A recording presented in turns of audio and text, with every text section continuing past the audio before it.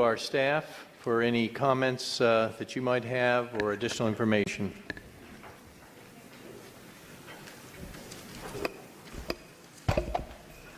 Thank you, Chair Kinsey. I'd like to first address some specific comments related to the staff report and the permit, and then turn it over to Dr. Lester for his comments. Also, Dr. Dixon, our staff ecologist, and Dr. Johnson, our staff geologist, are here and available for questions. Regarding special condition number 1, this is meant to address the potential impacts associated with the proposed development on the species in the marine environment and the potential for the proposed expansion to create an incentive for SeaWorld to capture orcas from the wild and populate the proposed tank. Such capture would be an adverse impact to the marine resource and species of special biological significance associated with this tank expansion and inconsistent with Section 30230. The concern is addressed in the revised project description submitted by the applicant and incorporated into this condition of approval, which commits that no killer whales captured from the wild after February 14, 2014 will occupy the expanded facility. And that date is consistent with when the Virgin Pledge was signed. I'd like to add clarification and change to special condition number 1 to address some of the stated concerns here today, and this is acceptable to the applicant. And that would be to change the date to January 2012 to avoid the possible occupancy by Russian whales captured since that time, and also to clarify the intent was to include any descendants from any killer whales taken from the wild after that date of January 2012. I'd also like to address the concerns regarding water quality, dewatering, landfill, and the seismic risk. There is the need for the monitoring and treatment of the groundwater pumped out of the excavation site has been incorporated into the project. They've done a specific study for the excavation site, which has been reviewed by our technical staff and found that no special handling of the soils is required due to the lack of any chemical constituents of concern. There is also a permit required from the regional board for dewatering of the excavation area, consistent with the MPDES permit.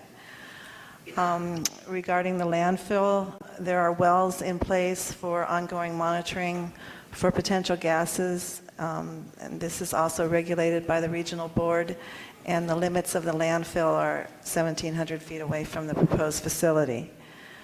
Regarding the potential risk or seismic danger from liquefaction in the event of a major earthquake due to the presence of the known faults in the area, this was addressed in a submitted geotechnical report, which also has been reviewed by our staff geologist, and the condition requires conformance with its recommendations in the design and the construction plans. That concludes my comments, and I'll turn it over to Dr. Lester. Thank you, Sherilyn. I'll just be brief here. Let me first thank everyone who came here today and participated on behalf of staff. Public participation is a really important part of our law and our mandate, and so having hearings like this is, I think, a really valuable and important opportunity for us collectively to consider questions about our environment, how we relate to it, including how we relate to and interact with other living beings on the planet. Somebody referred to us as not having emotion, but I can tell you there's often a lot of emotion in play when we're considering our recommendations. And every day it does seem that these dialogues that we have in our hearings are increasingly important and urgent as we continue to change the planet in dramatic ways, including our dramatic and troubling ways, including our climate upon which all life, including killer whales, depends. As you know, we do take our Coastal Act obligations very seriously, and we seek to rigorously apply the law to the protection of California's coastal resources whenever we are acting under our authority. It's also true that the Coastal Act is a strong and a broad law, and in our view, a living law. And over your 40-year history, you have always been at the forefront of progressive environmental management and regulation. We have adapted and responded to new knowledge and conditions and public access concerns and extended the protections of the Coastal Act to all kinds of emerging issues and environmental problems. And as you've heard from at least one of the public comments today, the Coastal Act itself tells us to construe its provisions liberally to accomplish its objectives. In our view, we're fortunate to have a very strong law in our state, including a broad policy to protect our marine resources. So in our staff recommendation, as you've heard, in addition to looking at the range of land use questions that we would typically analyze, we do apply Section 30230 to this project. Let me touch on that again just briefly, since it was brought up by a number of speakers. In our review, we were very concerned with the potential impacts of this proposal on California's wild killer whales, which is our mandate. And so we worked to make sure that the project would not directly affect our marine resources, which is now reflected in the proposed Condition 1 that has just been adjusted, that prohibits any wild killer whales taken from the environment from being housed in this new facility, and also the prohibition on genetic material being used in this project. And this recommendation is based on an application of Section 30230 to the project. So the section of the Act does apply. That said, we didn't feel that we could extend the protections of 30230 to the question of captive breeding or the conditions of killer whale captivity within the meaning of that provision and in the context of the review of this facility expansion.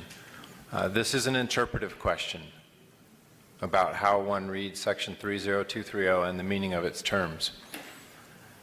It's also a very narrow conclusion in our recommendation. It should not be interpreted or construed in any way as an endorsement of captive breeding or as a statement that such captive breeding is consistent with the Coastal Act. Rather, we are simply saying that in our interpretation, Section 30230 wasn't intended to apply to the welfare conditions of whales in captivity as opposed to the marine environment or to the captive breeding programs of SeaWorld. But there are other interpretations. Killer whales are surely marine mammals, and there's no doubt that the project is in California's coastal zone. So we've made our recommendation, and at this point we leave to you now as the decision makers to consider the appropriate interpretation and application of the Coastal Act to the project that's in front of you. And that concludes staff comments. Thank you, Dr. Lester. Bring it back to the